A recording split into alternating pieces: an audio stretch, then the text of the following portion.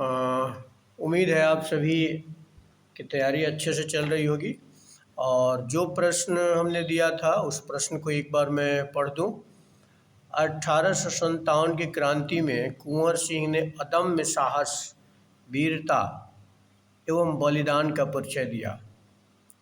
उपरोक्त कथन के आलोक में 1857 की क्रांति में कुंवर सिंह की भूमिका का वर्णन करें।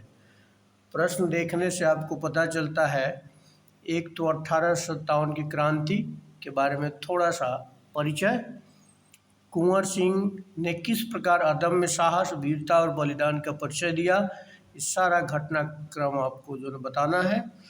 उपरोक्त कथन के आलोक में 1857 की क्रांति में कुंवर सिंह की भूमिका का वर्णन करें, यानी वो कहाँ स्थान रखते हैं और उनकी क्या भूमिका थी। तो प्रश्न बहुत सीधा सा है और जो जो आप लिखते रहेंगे वैसे ही परफेक्ट होते रहेंगे। तो कहा भी जाता है प्रैक्टिस मेक्स परफेक्ट। तो परफेक्शन तभी आएगा जब बार बार लिखेंगे।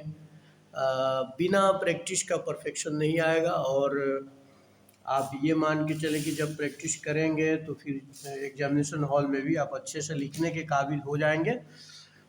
या थोड़ा बहुत जो कमी है उसको आप दूर कर सकते हैं। तो आइए आंसर फॉर्मेटिंग पे हम लोग बात करते हैं। और कंटिन्यू आपको लगे रहना होगा। किसी दिन लगेगा कि लिखने से कोई फ़ायदा नहीं है, क्यों लिख रहे हैं, इससे अच्छा तो पढ़ाई ही हो जाती। ठीक है, पढ़ने के बाद लिखना ज़रूरी है। ये मन में ये विचार आना स्वाभाविक सी बात है कि केवल पढ़ें, थोड़ा बहुत लिखें। और पढ़ने लिखने में जितना समय ज़ाया हो रहा है उससे ज़्यादा तो हम पढ़ ही लेंगे। लेकिन देखिए, लिखने के लिए तब मैं नहीं कहूँगा कि जब 10 दिन एग्ज़ाम रहेगा तब मैं नहीं कहूँगा। लेकिन अभी तो आपको लेखन कार्य करना चाहिए और यही रास्ता है, यही तरीका है अच्छे नंबर लाने का। लास्ट के 1 सप्ताह 10 दिन रहेगा तो लिखने की ज़रूरत नहीं है। उस वक्त केवल आप पढ़ के जाएँ या थोड़ा बहुत जो है ना, जो बुलेट पॉइंट्स है वो लिखें। तो सब जब समय आपको जैसा होता है उसी तरह की रणनीति बनाई जाती है। तो अभी तो जितना पढ़ें उससे ज़्यादा लिखें, क्योंकि जब लिखेंगे तो वहाँ पे जब आप लिखने जाएंगे तो ये सारी चीज़ें याद आएगी। और यहाँ पे जो आपने गलतियाँ की, सपोज दैट कि आपने एक एक क्वेश्चन को 2-2 4-4 बार लिख लिया, लिखने के बाद हर बार कुछ सुधार करते रहे तो 5वीं बार अगर क्वेश्चन आता है एग्जामिनेशन हॉल में तो आप बेहतर स्थिति में रहेंगे उसको लिखने के लिए। तो आइए हम लोग जो है ना आंसर फॉर्मेटिंग पे चर्चा करते हैं। आप सभी लोगों ने अच्छा लिखा भी है। भूमिका में देखिए, भूमिका में हम क्या दे सकते हैं, यानी इंट्रो में क्या दे सकते हैं। इंट्रो में थोड़ा बाबू कुंवर सिंह के बारे में आप बता दें। ठीक है, बाबू कुंवर सिंह का जन्म 1782 ईस्वी में शाहाबाद के जगदीशपुर में हुआ। ठीक है, कुंवर सिंह की 1857 की क्रांति के बारे में 1-2 लाइन लिखने के बाद कुंवर सिंह के बारे में लिखेंगे। जन्म आप लिख सकते हैं 1782 में शाहाबाद के जगदीशपुर, शाहाबाद। ठीक है, शाहाबाद उस वक्त जिला हुआ करता था, शाहाबाद के जगदीशपुर में हुआ। देश प्रेम की विरासत की भावना, देश प्रेम की भावना विरासत में मिली। ठीक है, यानी बचपन से ही कह सकते हैं कि देश प्रेम इनके अंदर कूट कूट के भरा हुआ था। और उसके बाद जो है ना, इसी के साथ 1857 की क्रांति का भी संक्षिप्त परिचय दें। 1857 की क्रांति कब शुरू हुई है, उसका क्या स्वरूप था। ठीक है, और उसके 1-2 लाइन जो है ना आप लिख सकते हैं।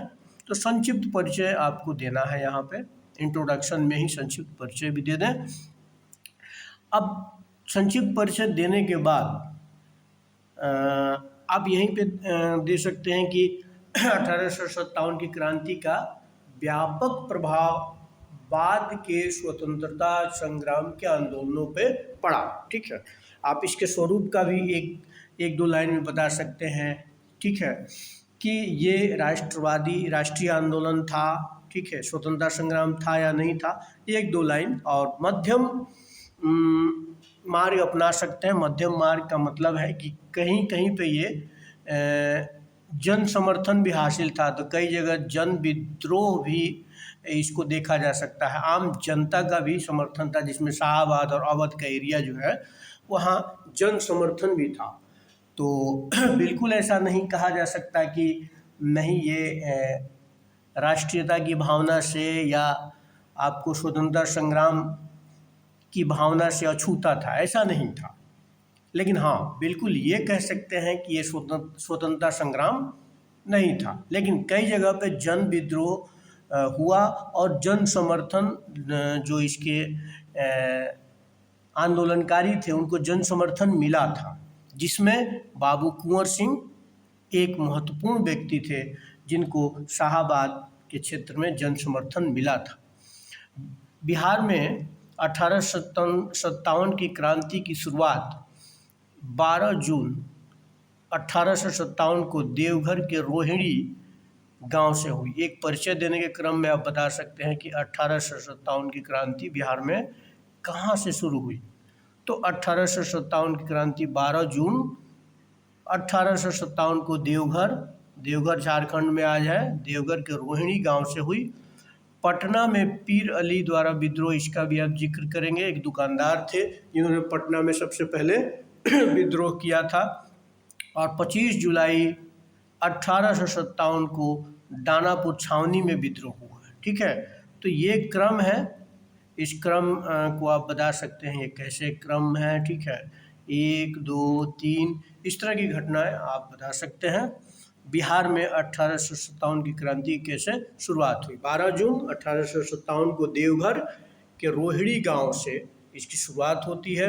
और पटना में उसके बाद पीर अली द्वारा, जो एक फल विक्रेता थे, उनकी दुकान थी, उनके द्वारा पटना में पीर अली द्वारा विद्रोह किया जाता है। ठीक है, और 25 जुलाई 1857 को दानापुर छावनी में जो सैनिकों द्वारा विद्रोह किया जाता है। तो ये इस तरह से आप जो है लिखने की शुरुआत कर सकते हैं। अब जहाँ तक कुंवर सिंह की भूमिका के बारे में बात करें तो कुंवर सिंह की भूमिका क्या थी 1857 की क्रांति में। मेन हमको मुख्य रूप से जो उत्तर पे ध्यान केंद्रित करना है वो कुंवर सिंह की भूमिका पे। नोट में आप देख लें, यह बिल्कुल तथ्यात्मक भाग है और जिसे आपको याद कर लेना है। यहाँ पे मैंने हिंट दे दिया है कि बिना याद किए हुए इस आंसर में आपको कोई खास मतलब फ़ायदा नहीं होने वाला है, क्योंकि सभी लोग टू द पॉइंट लिखेंगे। अगर आप केवल बात बनाएंगे तो फिर नंबर अच्छे नहीं आएंगे, आप 20 के नीचे रह जाएंगे, 15-20 रह जाएंगे। जबकि ये प्रश्न जो है आपको 25 से ऊपर इसमें नंबर लाया जा सकता है आसानी से। 25 जुलाई 1857 को दानापुर छावनी की 3 टुकड़ियों ने बगावत कर शाहाबाद में प्रवेश कर गई। ठीक है, जो दानापुर छावनी की 3 टुकड़ियाँ थी, ठीक है, वो 25 जुलाई 1857 को उन्होंने बगावत किया और शाहाबाद में प्रवेश कर गई और कुंवर सिंह ने उनका नेतृत्व प्रदान किया था। 25 जुलाई 1857 एक ऐसा डेट है जिसे आप याद रखेंगे, प्रीलिम्स में आप पढ़ते भी हैं, तो मेंस के लिए भी ये काफ़ी इम्पोर्टेंट डेट है। इसी प्रकार आगे हम देखें तो कुंवर सिंह के कौन कौन से सहयोगी थे, तो इनके बारे में जानना है। वहाँ पे कुंवर सिंह के सहयोगी में उनके तो अमर सिंह उनके भाई थे, रथमंजन सिंह उनके भतीजे थे और हरिकिशन सिंह, ये 3 लोग उनके प्रमुख सहयोगियों में माने जाते हैं जिन्होंने 1857 की क्रांति में कुंवर सिंह को सहयोग किया था। और सबसे पहले उन्होंने आरा पर कब्जा कर लिया। ठीक है, जो यहाँ से टुकड़ियाँ गई थी वो मिली, उनका नेतृत्व प्रदान किया था। और आरा पे उस वक्त अंग्रेज़ों का कब्जा था, तो कुंवर सिंह ने आरा पर कब्जा कर लिया और अंग्रेज़ों को बुरी तरह से पराजित किया। ठीक है, अब इसके बाद हम देखें तो विंसेंट आयर को आरा पर आक्रमण करना पड़ा। विंसेंट आयर उसके बाद आरा पे जाकर के अटैक किया। ये नाम याद रखने होते हैं आपको।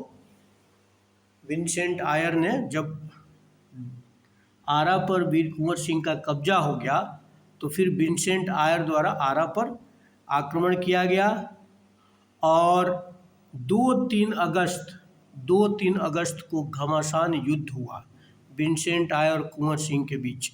और यहीं पे एक खास बात है कि गुरिल्ला पद्धति का यूज हुआ और गुरिल्ला पद्धति का कुंवर सिंह द्वारा यूज किया गया था।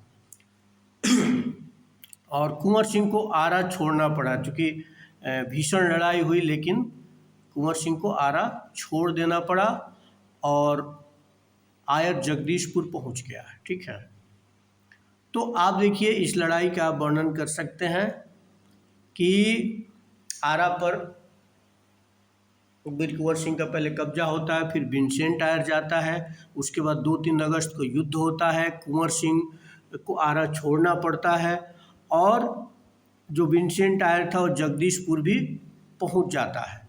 और गुरिल्ला युद्ध का भी प्रयोग इस आपके लड़ाई में हुआ था, तो ये खास बात है। अब जब वो जगदीशपुर पहुंचता है विंसेंट आयर, तो कुंवर सिंह वहाँ से निकल चुके होते हैं। ठीक है, कुंवर सिंह को पकड़ नहीं पाता है, तो ये क्रम चलता रहता है। कैमूर की पहाड़ियों में, ठीक है, कैमूर की पहाड़ियों में इधर मोर्चा संभाल रखा था, अमर सिंह ने नेतृत्व किया था और गुरिल्ला पद्धति अपनाई। अमर सिंह जो उनके सहयोगी थे और भाई थे, उन्होंने कैमूर की पहाड़ियों से गुरिल्ला पद्धति द्वारा युद्ध किया। अमर सिंह जो है गुरिल्ला पद्धति के लिए जाने जाते थे। कुंवर सिंह ने नाना साहब व तात्या टोपे के साथ मिलकर कानपुर की लड़ाई में जीत हासिल की। अब देखिए कुंवरपुर फिर जो है कानपुर चले गए, वहाँ से कानपुर चले जाते हैं और वहाँ पर नाना साहब और तात्या टोपे के साथ मिल करके कानपुर की लड़ाई में जीत हासिल की। और उसके बाद वहाँ से आप इसको रेखा चित्र द्वारा भी दिखा सकते हैं, आजमगढ़ की ओर बढ़े। जब कानपुर में जीत हासिल हो गई तो कानपुर के बाद आजमगढ़ और वहाँ से अतरौलिया की लड़ाई में कुंवर सिंह की जीत हुई। ठीक है, अतरौलिया की लड़ाई होती है अंग्रेजों और जो है ना कुंवर सिंह के बीच। आजमगढ़ में अतरौलिया की लड़ाई बहुत फेमस है। अतरौलिया की लड़ाई में कुंवर सिंह की जीत हुई और अंग्रेज इस वक्त भयभीत हो गए थे। ठीक है, अंग्रेज इस वक्त भयभीत हो गए थे। तो ये पूरा घटनाक्रम, जब ये जगदीशपुर पहुंचा, कुंवर सिंह जा चुके थे, वो कानपुर पहुंचे। कानपुर नाना साहब और तात्या टोपे के साथ मिलकर के कानपुर की लड़ाई में जीत हासिल की अंग्रेजों के खिलाफ। फिर वो आजमगढ़ की ओर बढ़े। आजमगढ़ में अतरौलिया की लड़ाई में कुंवर सिंह की जीत हुई और इस वक्त तक अंग्रेज जो है ना काफ़ी डर गए थे। अब आप थोड़ा सा अच्छे से एक मानचित्र द्वारा दिखा करके आप बता सकते हैं। जैसे मान लीजिए कि ये आजमगढ़ हो गया, आजमगढ़, तो सेना की एक टुकड़ी आजमगढ़, इसका मुख्य उद्देश्य सेना की एक टुकड़ी जो है ना आजमगढ़ में रह गई और सेना की दूसरी टुकड़ी गाजीपुर की ओर गई। ठीक है, 2 पार्ट में उन्होंने अपने टुकड़ी को बांट दिया था। आजमगढ़ में ही सेना की एक टुकड़ी आजमगढ़ थी और सेना की दूसरी टुकड़ी गाजीपुर की ओर गई। तो आजमगढ़ और गाजीपुर 2 पार्ट में उन्होंने अपने सेना की टुकड़ी को बांट दिया था। इसका मुख्य उद्देश्य क्या था? मुख्य उद्देश्य था कि वो जगदीशपुर लौटना चाह रहे थे, तो इसलिए इन्होंने किया। अब सेना की एक टुकड़ी जो आजमगढ़ में थी, इसने कूटनीतिक दूरदर्शिता का परिचय दिया और लुगाड़ जो एक अंग्रेज था उसको उलझाए रखा। आजमगढ़ में जो लड़ाई होती रही, अब आप देखिए कि एक स्ट्रेटजी चल रही है और सेना की दूसरी जो टुकड़ी थी वो गाजीपुर की ओर गई। 17 अप्रैल 1858 को, ठीक है, 17 अप्रैल 1858 को डगलस का आक्रमण, यानी डगलस अंग्रेज हैं, वहाँ पे गाजीपुर में आक्रमण हुआ था इस टुकड़ी पे, लेकिन वो बुरी तरह से पराजित हुआ और कुंवर सिंह गाजीपुर के मनहार गांव पहुंच गए। इस टुकड़ी का मुख्य उद्देश्य था गाजीपुर से होते हुए उनको जगदीशपुर जाना था। मनहार गांव पहुंच गए कुंवर सिंह। ठीक है, मनहार गांव, कुंवर सिंह गाजीपुर के मनहार गांव पहुंच गए, सॉरी। तो अब यहाँ पूरे घटनाक्रम को आप एक बार देख लें। आजमगढ़, आप कानपुर से आजमगढ़ पहुँचे। आजमगढ़ में उन्होंने सेना को 2 टुकड़ी में बांट दिया, ठीक है। और पहली टुकड़ी जो थी वो आजमगढ़ में थी, और इसने कूटनीतिक दूरदर्शिता का परिचय दिया और लुगार्ड को उलझाए रखा वहीं पे, ताकि आपको वीर कुंवर सिंह पे दबाव न पड़े। और इस टुकड़ी का जो मुख्य उद्देश्य था, सेना की दूसरी टुकड़ी गाजीपुर की ओर गई और इसका मुख्य उद्देश्य जगदीशपुर लौटना था। यानी कुंवर सिंह को अब जगदीशपुर आना था, तो इसलिए ऐसा किया गया। 17 अप्रैल 1858 को डगलस का आक्रमण हुआ इस टुकड़ी पे, गाजीपुर वाली टुकड़ी पे, लेकिन वो बुरी तरह से डगलस पराजित हुआ। कई नाम आते हैं आपको, विंसेंट आयर नाम आता है, लुगार्ड नाम आता है, डगलस नाम आता है, तो ये सारे नाम आपको याद कर लेने होंगे, और कहाँ पे कौन लड़ाई लड़ता है इसको भी याद करना होगा। फिर जो है ना मनहार गांव पहुंच गए, ठीक है। बाबू कुंवर सिंह गाजीपुर के मनहार गांव पहुंच गए, और मनहार गांव पहुंचने के बाद मनहार गांव के ग्रामीणों ने नौका पार करने में उनकी सहायता थी, क्योंकि उनका मुख्य मकसद क्या था? उनका मुख्य मकसद था जगदीशपुर पहुंचना। तो मनहार गांव के ग्रामीणों ने उनकी मदद की। किसमें मदद की? नौका पार करने में मदद की। डगलस पुनः अटैक करता है, लेकिन फिर से पराजित होता है। डगलस एक बार पहले पराजित हो चुका था, दोबारा पराजित होता है। इसको एक रेखा चित्र द्वारा आप बता सकते हैं। इसके बाद की बात करें तो आप कुंवर सिंह घायल होने के बाद भी गंगा नदी पार करने में सफल रहे। यहाँ पे वो पराजित होता है डगलस, लेकिन यहीं पे कुंवर सिंह घायल हो जाते हैं डगलस के साथ युद्ध करने में, और गंगा नदी पार करने में सफल रहते हैं। घायल हाथ को गंगा की धारा में काट कर चढ़ा दिया। मतलब वो आप एक बार बार पढ़ते हैं कि उन्होंने जो अपने हाथ जो जिसमें गोली लग गई थी, घायल हो गया था, उसको काट करके, ताकि घाव जो है ना ज़्यादा रिसे नहीं, आपको गंगा को चढ़ा दिया। तो यही बात है। जब वापस लौट रहे थे तो डगलस द्वारा आक्रमण किया गया, लेकिन डगलस पराजित हुआ। लेकिन इस लड़ाई के दौरान कुंवर सिंह घायल हो गए थे, तो उसके बाद उन्होंने उनके हाथ में काफ़ी जो है ना घाव हो गया था, तो तलवार से अपना हाथ काट करके गंगा को भेंट कर दिए। 22 अप्रैल 1858 को वो जगदीशपुर पहुंचते हैं, और जगदीशपुर में ही ली ग्रैंड को पराजित करते हैं। देखिए कितने लोगों को उन्होंने पराजित किया। यहाँ पे आप ली ग्रैंड की बात कीजिए, ली ग्रैंड को उन्होंने पराजित किया। हम कितने नाम, विंसेंट आयर, ठीक है, डगलस, लुगार्ड, है ना, आपका ली ग्रैंड, ये कई जो अंग्रेज हैं सबका नाम आपको याद कर लेना होगा। कौन कहाँ पे लड़ाई किया, कौन पराजित हुआ, और एक रेखा चित्र द्वारा बना करके आप दिखा सकते हैं कि वापसी में कैसे कुंवर सिंह लौटे थे। तो ये तो पूरा इनका घटनाक्रम होगा। अब जो है ना आप बता सकते हैं कि इसका प्रभाव जो है ना क्या पड़ा। तो प्रभाव आप सीधे बता सकते हैं। निष्कर्ष में आप लिखें, अदम्य साहस, वीरता एवं बलिदान का परिचय दिया। जाहिर सी बात, घटनाक्रम से आपको पता चल ही गया। 76 वर्ष की अवस्था में ऐसी वीरता अविस्मरणीय है, आप लिख सकते हैं। गुरिल्ला युद्ध इसकी विशेषता थी।